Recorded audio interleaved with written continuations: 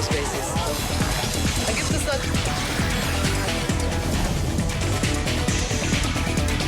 Zoom a la noticia con Andrea Bernal.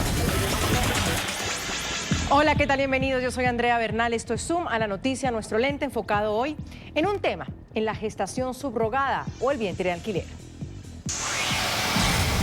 ¿Alquilaría usted un vientre para ser padre? Hoy debatimos sobre la gestación subrogada, una práctica que se lleva a cabo en varios países del mundo y que está generando controversias. Son muchas, incluso las celebridades que han usado esta opción para poder tener hijos. Entre ellos está Ricky Martin, Miguel Bosé. Recientemente el futbolista colombiano James Rodríguez también se convirtió en padre por segunda vez por medio de esta vía. Su hijo Samuel fue concebido en un vientre ajeno al de su actual pareja Sharon de Lima. Detractores denuncian que el alquiler de vientre se ha convertido en un negocio y que están en riesgo los valores tradicionales. Otros defienden esta opción como una alternativa para poder tener una familia. ¿Usted rentaría un vientre para ser padre? Lo preguntamos hoy en @NTN24 Zoom. Pedro Fuentes, padre por gestación subrogada. Él es médico especialista en ginecología y obstetricia. Pedro, ¿cómo está? Bueno, ya sé su respuesta en todo caso, pero ¿por qué lo haría? ¿Usted rentaría un vientre para ser padre? Bueno, alquilar un vientre, no, nunca, jamás. Una mujer no es un vientre. El definir, alquilar un vientre hacia una técnica de gestación subrogada, una técnica de reproducción asistida, como la reconoce la Organización Mundial de la Salud y las asociaciones de medicina reproductiva, es degradar a una mujer por encima de lo aceptable desde mi punto de vista.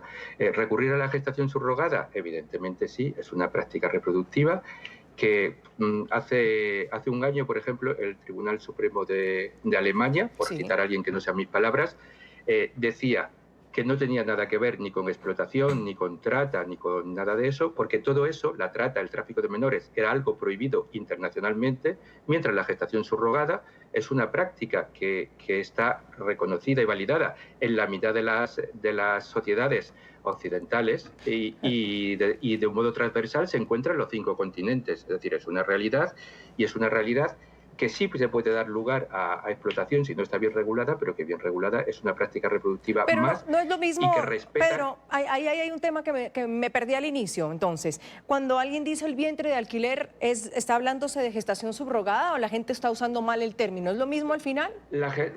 Yo creo, personalmente creo que no. Personalmente creo que se suelen usar los dos. Vientre de alquiler es una frase que popularizaron en su momento las películas de serie B, las típicas películas de sobremesa, pero en todos lados el nombre oficial, la legislación española, por ejemplo, ¿cómo se llama? En la Ley de Técnica de Reproducción Asistida de España, pues gestación por sustitución. En inglés, ¿cómo se habla? Surrogacy. Nadie usa one for rent. Usa surrogacy, porque es respetuosa con las mujeres, respetuosa con las familias y respetuosa con los niños.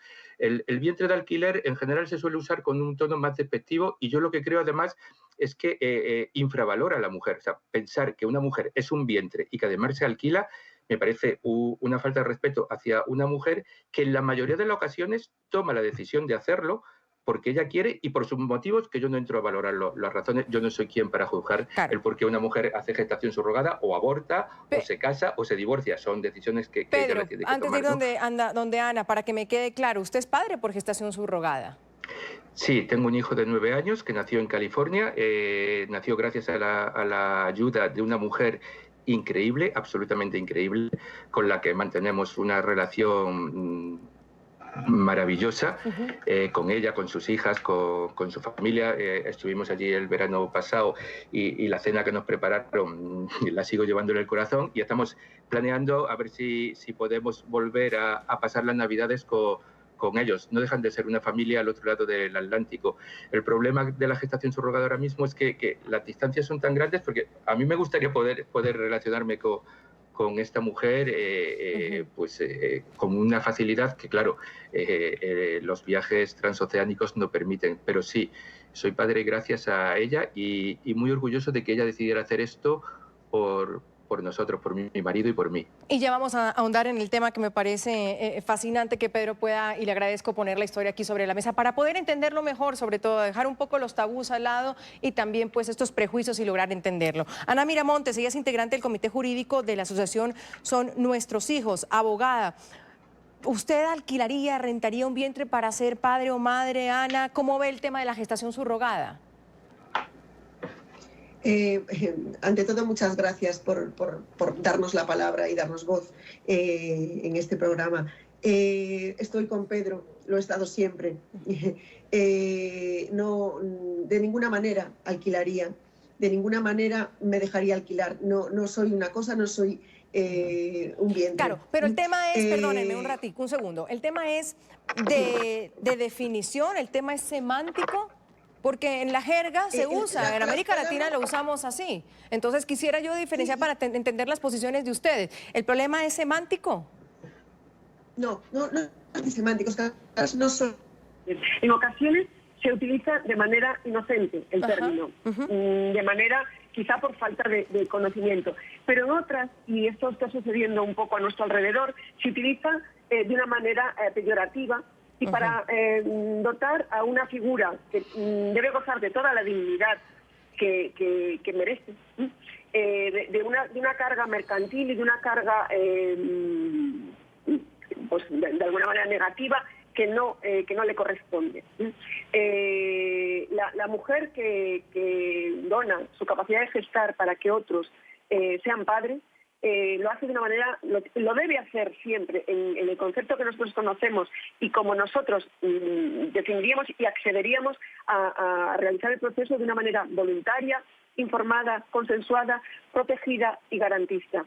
De manera que jamás pueda no verse ni obligada ni sentirse de ninguna manera alquilada. Ahora, una pregunta, Ana, pero ¿no se alquila o es decir, no se paga por esto? O sea, la mujer que, quiero usar las palabras correctas, pero también me pierdo en la jerga, la mujer que da su vientre, ¿cobra por esto o no? Se le compensa ese esfuerzo, lo que supone un embarazo en sí, lo que supone el trámite previo médico de pérdida de tiempo a todos los niveles, soporte de determinadas procesos y clínicos y demás que tiene que someterse del embarazo en sí, de lo que supone un embarazo en sí, en cuanto a alimentación, en cuanto a limitaciones, en cuanto a riesgo, se le compensa de alguna manera, pero no es algo que se pueda de alguna manera definir como mercantil. Es una compensación. Pedro lo podrá decir mejor que yo. O sea, creo que los que han sido padres o madres por este medio no le darían eso, le darían muchísimo más a la mujer que les ha ayudado. Establecer una compensación no es nada más que una manera no solo de agradecer, sino también eso, de que pueda soportar de una manera digna lo que está llevando adelante. O sea, el dinero en este caso creo que no debe tener la carga mercantil o la carga de... Claro, sí, lo entiendo, pero si a producción me ayuda, me está hablando de unas cifras que también, y por eso es que se ha vuelto muy polémico, Pedro, quiero entrar a eso, porque hablan de cifras, pues nada despreciables que las mujeres cobran por esto. ¿Se convirtió en un negocio, Pedro? Es decir, se perdió lo que ustedes están tratando de poner hoy sobre la mesa, que es pues el afecto, tal vez la simpatía, la empatía que alguien tiene por ayudar a otro y que ahora se ha vuelto un negocio. Mire, en Estados Unidos no existe ninguna ley federal acerca de la gestación subrogada, pero cada estado la regula de manera diferente. Y le doy el ejemplo. Por ley o por jurisprudencia, y el costo del procedimiento oscila entre $95,000 a $280,000, Pedro. ¿Qué le dice eso? Me parece no se hagan una cifra enorme, pero independiente de eso, en Estados Unidos es ahora mismo el lugar donde la medicina general es más cara a nivel mundial y en concreto la medicina reproductiva es especialmente cara. Yo le puedo decir que la primera ecografía que se hizo durante el embarazo de mi hijo en Estados Unidos costaba 4 veces más que una ecografía podría costar en España, ¿no? O las vitaminas que se aportaron durante el embarazo. O sea, todo eso es un monto tremendo, descomunal. Efectivamente a la gestante se la compensa y me parece que no compensar a una mujer por eso o por otras cosas entra dentro del campo de la explotación, no es al revés. Quiero decir, me explico, la mujer se ha considerado tradicionalmente que tiene que ser magnánima. Por el hecho de ser mujer, tiene que hacer cosas. Tiene que cuidar los hijos, tiene que cuidar la casa, tiene que cuidar a los familiares que dependen, que tienen algún tipo de minusvalía, porque es mujer y tiene que ser magnánima. En España se aprobó hace unos años una ley de dependencia en la que a las personas que cuidan un dependiente se les entrega un dinero para reconocer ese esfuerzo. No se trata tanto de contratar a alguien como de reconocer ese esfuerzo. Es decir, una madre que cuida a un hijo que está tetrapléjico, por esta ley de dependencia en España, recibe un dinero. Evidentemente esa mujer cuidaría a su hijo exactamente igual. Lo que la ley está reconociendo es que es un esfuerzo y que por el hecho de ser mujer no tiene que hacerlo de modo magnánimo. Y ahí es donde entra la compensación. La compensación que reciben las gestantes en general está ajustada a lo que supone la pérdida de oportunidades laborales, los gastos, los desplazamientos, la gasolina, el dolor, que es muy difícil de cuantificar. Y yo creo que forma parte del respeto hacia la mujer el hecho de reconocer que es un esfuerzo y que hay que compensarlo.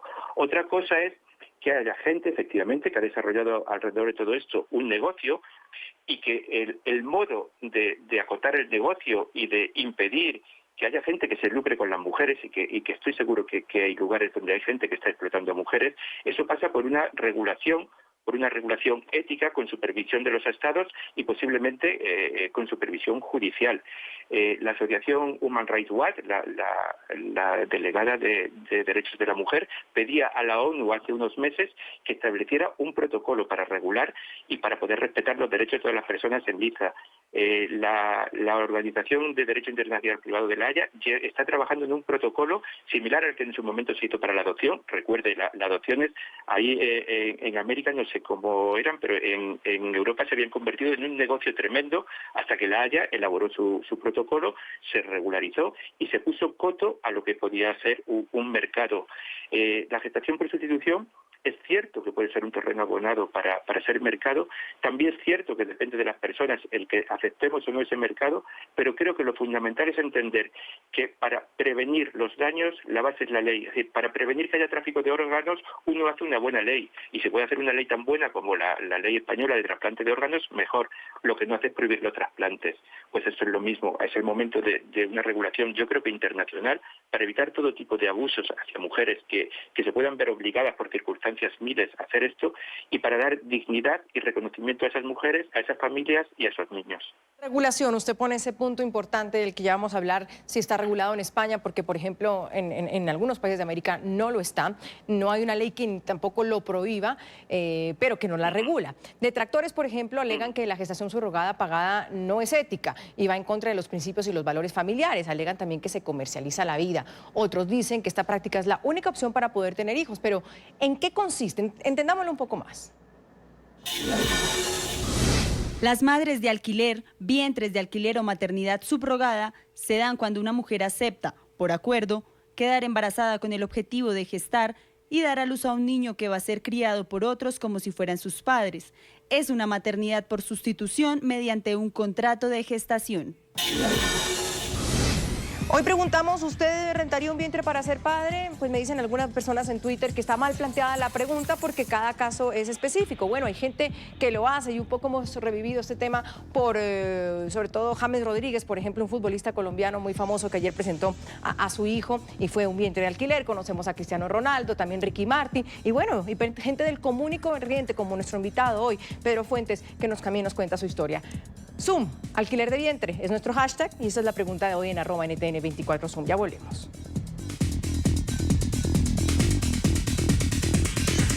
Hoy hablamos de la gestión subrogada, también en algunos países de América Latina se le llama el vientre de alquiler y analizamos por qué es tan polémico, por qué alguna gente acude a esto y si existe regulaciones o es legal en algunos países de América Latina. Pues, ¿existe alguna restricción en Colombia para el alquiler de vientre?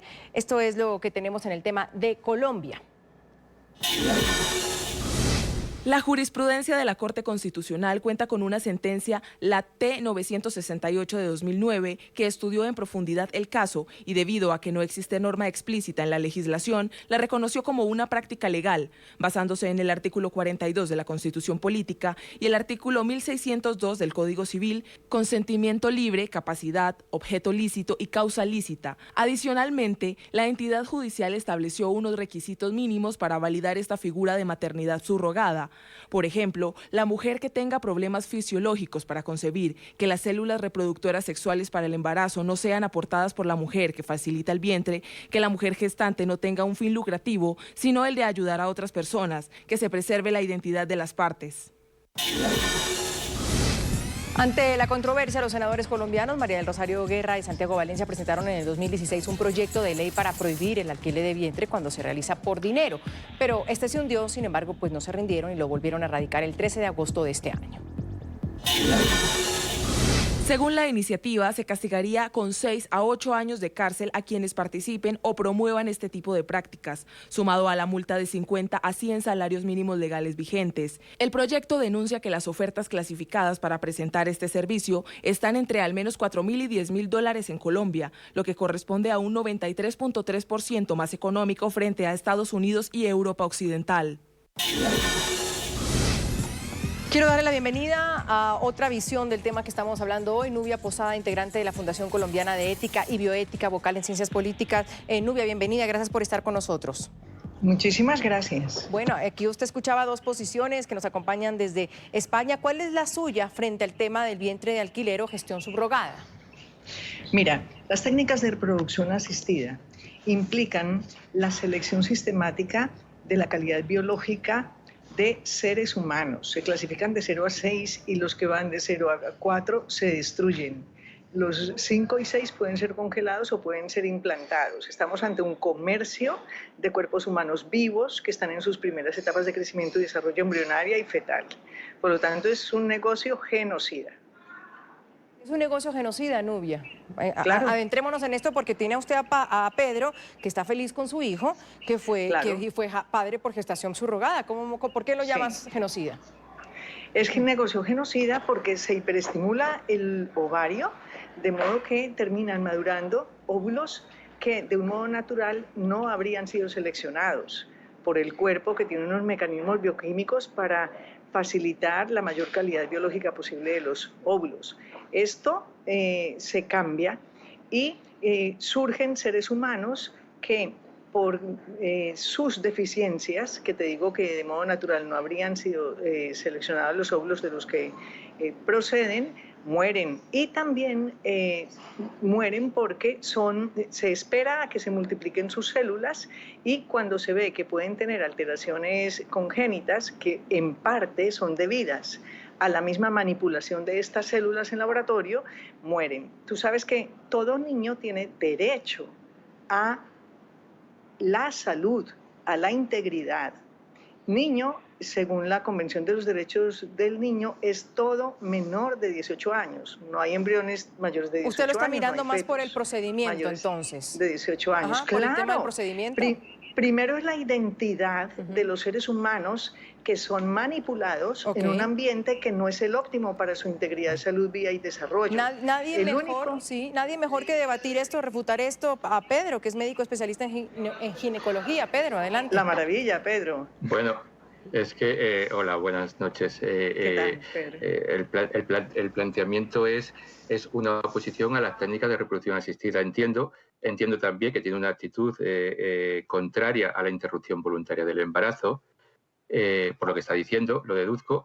Claro, eso son cosas que en los ambientes sanitarios, en los ambientes ginecológicos y en los comités de bioética de la mayoría de los países ya están superados. La interrupción voluntaria del embarazo no es un genocidio, no es un asesinato, aunque hay gente que sigue planteando que el que una mujer aborte voluntariamente está cometiendo un asesinato.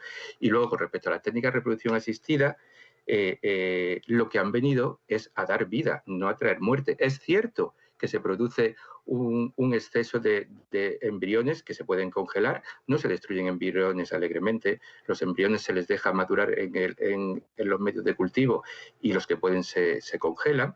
Pero es cierto que queda un exceso y lo que falta todavía es concienciar a la sociedad de lo importante que puede ser para ciertas familias adoptar a esos embriones en vez de recurrir a una donación de óvulo o una donación de semen. En la reproducción queda camino que recorrer, pero genocida no. La reproducción asistida lo que ha venido es a traer vida.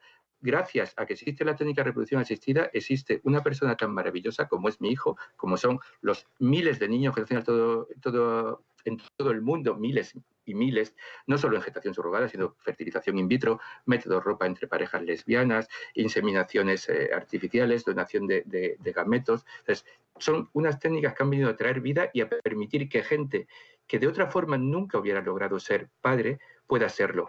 Y el deseo de ser padre y de fundar una familia es algo connatural y reconocido en los derechos humanos. Y cada uno de nosotros tiene derecho a construir su familia como entienda que lo debe de hacer. Eso es un derecho que tenemos todas las personas. Cuando el argumento, Ana, dice que esto empezaría o desdibuja a la familia o es perder la familia, ¿qué se le dice a la gente que pone ese argumento sobre la mesa? Hoy en Colombia, por ejemplo, en América Latina hay mucha gente que tiene ese argumento que dice, bueno, es que esto es empezar a perder la familia. A ver, el concepto de familia... Un segundo, Pedro, voy con Ana y luego voy con Pedro de nuevo. Perdón, no, tranquilo, Ana.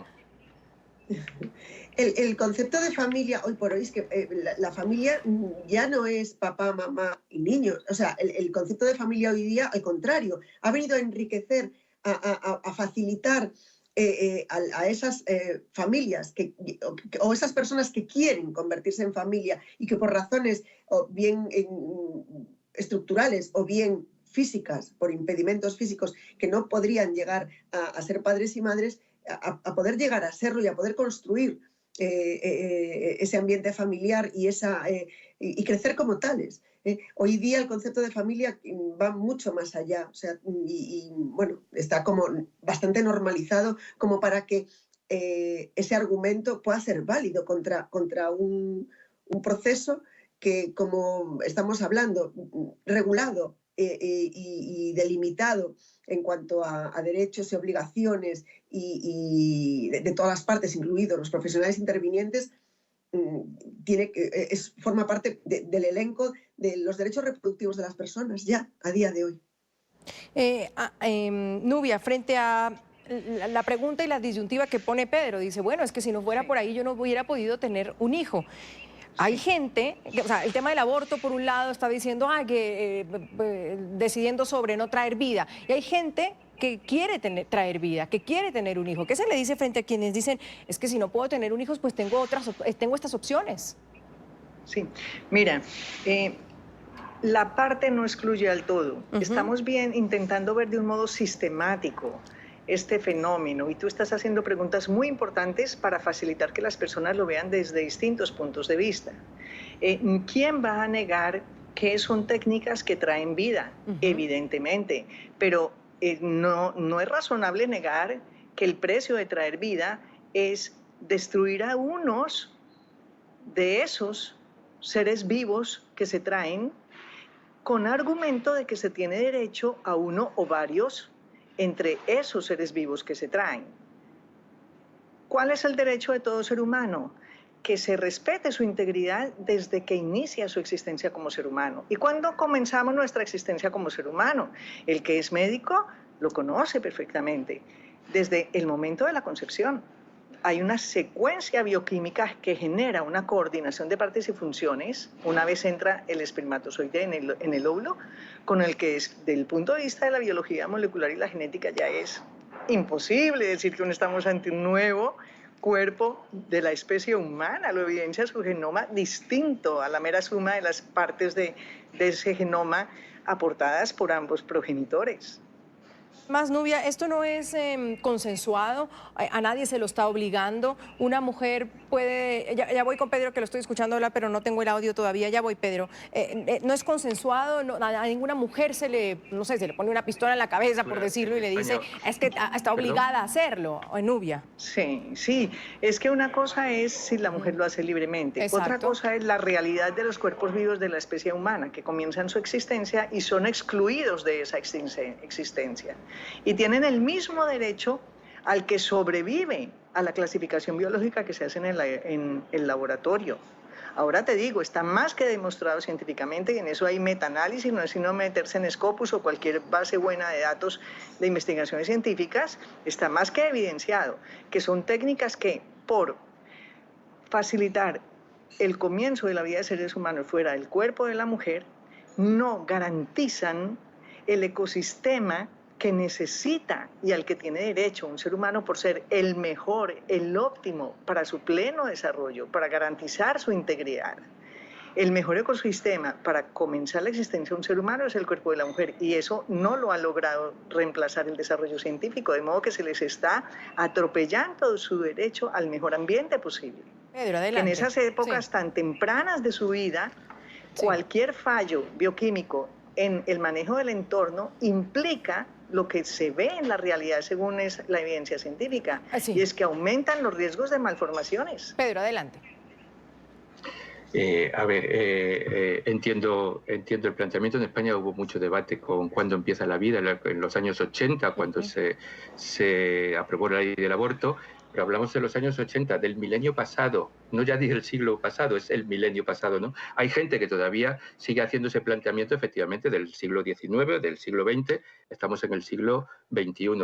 No se eliminan en reproducción asistida, no se eliminan al azar, no se desechan embriones como afirma la comentarista experta en ética. A ver, las mujeres, los ovarios de mujer antes del nacimiento tienen en torno a 10 millones de óvulos.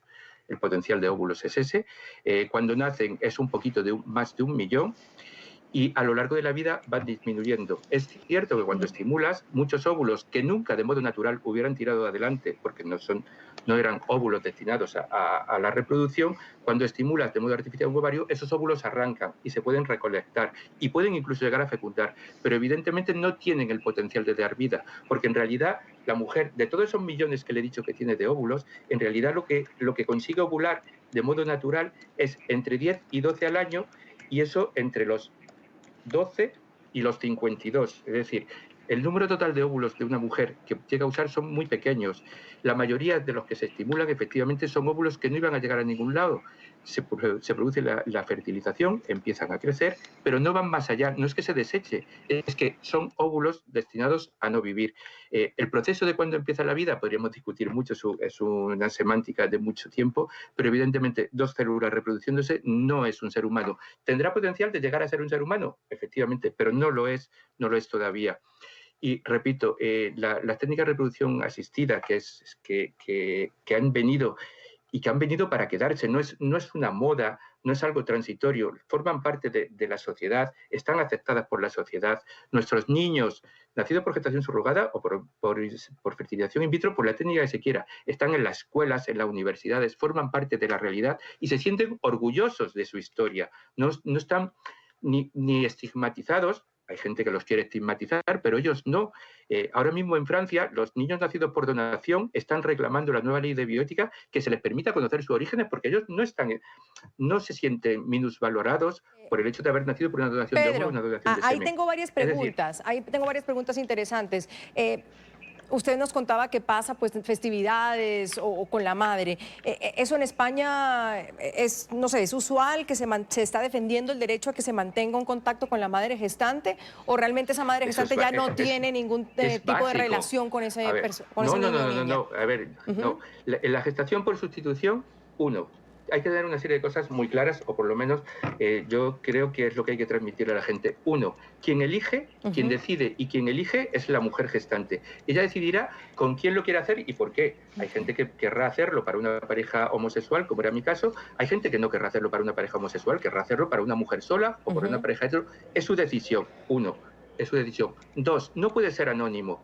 esa mujer tiene derecho a saber qué pasa por ese niño, por qué quieren que nazca ese niño, cuáles son las razones de recurrir a gestación subrogada, porque recurrir no puede ser un capricho, no puede ser decir, es que alguien lleve el embarazo, que yo no quiero perder mi tipo. No, las técnicas de reproducción asistida como técnicas médicas tienen que tener una indicación. No vale decir, me quiero poner un riñón de 20 años para estar mejor, ¿no? Pues no vale decir, no quiero estropear mi tipo, que alguien lleve el embarazo. Tienen una indicación, la gestante tiene derecho a saber esa indicación, tiene derecho a saber cómo evoluciona ese niño, tiene derecho a mantener relación con ese niño y ese niño a mantener relación con ella. Y luego, cuando sean grandes, ellos decidirán qué relación quieren tener, porque la vida de mi hijo es su vida, no es la mía ni la de su padre, es su vida. ¿Cómo podría yo haber hablado de tratar de inculcarle valores de respeto y de ética si yo le hubiera ocultado quién es esa mujer o no le hubiera permitido relacionarse? Es que esa mujer además forma parte de mi familia. Hablábamos antes de familia. La gran revolución del siglo XXI son los nuevos modelos de familia. La familia tradicional se acabó en el siglo XX. Ahora el concepto de familia extensa y de familia nuclear es totalmente diferente. Se crean nuevos modelos. Sí. Y la última pregunta antes de irme a la pausa y empezar el otro bloque con Ana. ¿Su hijo sabe cómo fue traído al mundo? Sí, perfectamente. Y además lo ha contado en su escuela, lo cuenta a sus amigos lo saben. De hecho, hace unos años vinieron a preguntarme un poco para que les aclarara más de lo que estuve hablando con los chavales, y él lo cuenta, y lo cuenta con orgullo. Él está orgulloso de saber que hay ahí una mujer a la que conoce, a la que quiere evidentemente, y que sabe que lo quiere a él, que no es su madre, lo tiene perfectamente claro, pero sabe que estuvo en esa barriguita y que salió de esa barriguita. Sabe que ella tiene unas hijas que no son sus hermanas, pero con las que él mantiene una relación. Bueno, este verano, viéndolo en la piscina de la casa de Cara, de nuestra gestante, viéndolo en la piscina de su casa jugando con las hijas, yo reconozco que a mí me resultaba muy enriquecedor ver que mi hijo tiene perfectamente estructurada su vida, tiene localizada en su vida a todas las personas que le importan y que lo queremos, y que luego él tendrá que desarrollar la relación que quiera. No puede negarse. Es más, hay que estimular esa relación entre el niño y la gestante. Las familias mantenemos la relación a lo largo del tiempo porque esas mujeres son nuestra familia. Vamos a una pausa. Son básicas. Gracias, Pedro, por compartir esto con nosotros. Vamos a una pausa, ya volvemos aquí en Suma la Noticia. Estamos aquí en Suma la Noticia. ¿Usted alquilaría un vientre para ser padre o haría una gestión subrogada? Ana Miramontes, ella es integrante del comité jurídico de la asociación Son Nuestros Hijos, desde España nos acompaña. Ana, se está desdibujando de todas maneras el proceso, porque también Pedro nos explicaba que hay pues mujeres que lo hacen y son pues criticadas o señaladas, porque sobre todo no sé, dirá que en la vida de la farándula, ¿no?, del estrellato, dicen, bueno, es que quedar embarazada, entonces las parejas están buscando este vientre de alquiler o esta manera de gestar. ¿Se está desdibujando el proceso en todo caso? ¿Hay ese riesgo o hemos llegado a ese riesgo? A ver, hablábamos antes de confundir una parte con el todo. Eso que vemos de la farándula o de la parte que, como explicaba Pedro, en algunos casos se frivoliza hablando de que alguien acude a la gestación subrogada para evitar perder la figura o por razones que no son puramente de necesidad de llegar a ella para hacer crecer tu familia, es anecdótico. Realmente están llegando, vamos a hablar, yo voy a poner el ejemplo de mi país, de España, están llegando alrededor de 1.500 niños cada año nacidos por gestación subrogada en el extranjero, en países donde es legal, a nuestro país, de familias que han recurrido a esta técnica realmente en el extranjero, donde podían hacerlo con la seguridad jurídica suficiente, porque realmente lo necesitan. Nadie va por capricho. Realmente sí, es una manera de desvirtuar la figura, de desdibujar lo que realmente es la gestación subrogada en sí. Pero riesgo, Ana, ¿ustedes lo están viendo en España o todavía es una cuestión que se está logrando hacer de manera, no sé, sincera, sobre la mesa, que sirva para, o hay un riesgo ahí si, como lo dice Pedro, de todas maneras, pues no se regula o no se hace legal de alguna forma?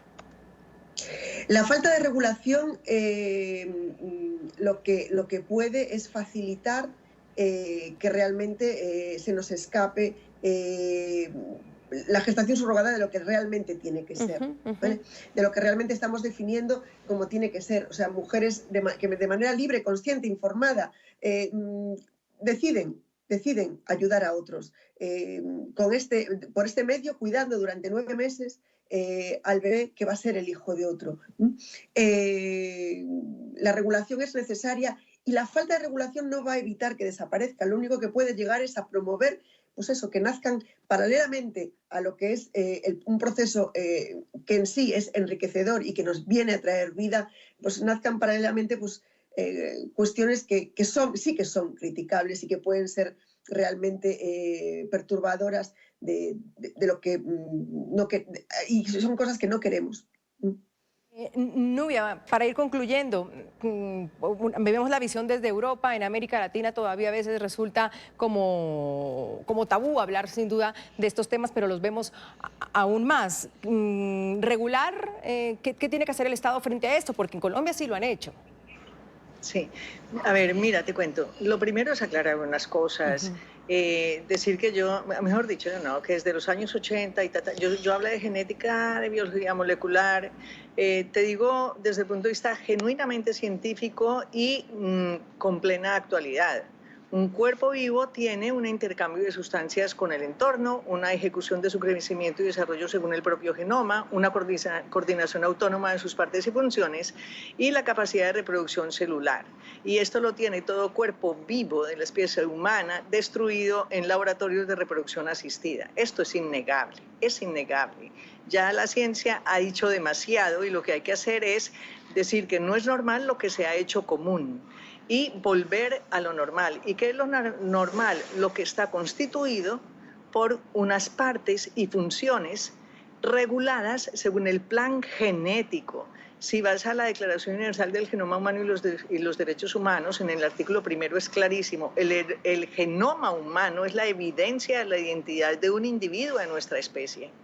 Y ese individuo tiene una dignidad intrínseca, inherente, propia, nadie se la da, no depende de factores externos, consiste en su propia perfección o bien, que si es reconocido se llama valor.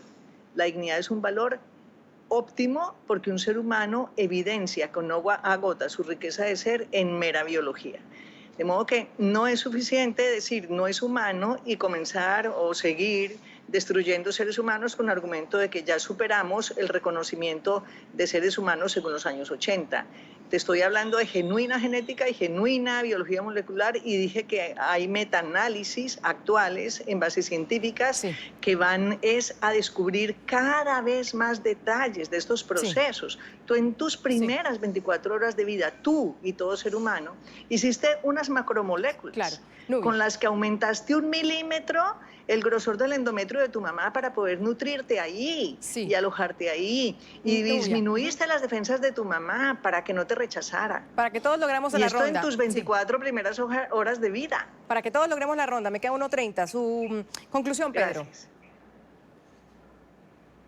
La gestación subrogada es una técnica de reproducción asistida, es una técnica que tiene unas indicaciones médicas y que ayuda a que la gente que desea tener un hijo pueda tenerlo, gracias a la colaboración de mujeres, que hay mujeres maravillosas, que la regulación es esencial para permitir que quien lo necesite pueda pedir ayuda y quien quiera libre y voluntariamente ofrecer esa ayuda pueda hacerlo, y que eso pasa porque tenga una cobertura legal y que tenga una supervisión de los estados, de la administración del Estado o de la administración de la justicia, y que ser padre es mucho más maravilloso de lo que nos han contado siempre, y que lo mejor de mi vida es mi hijo.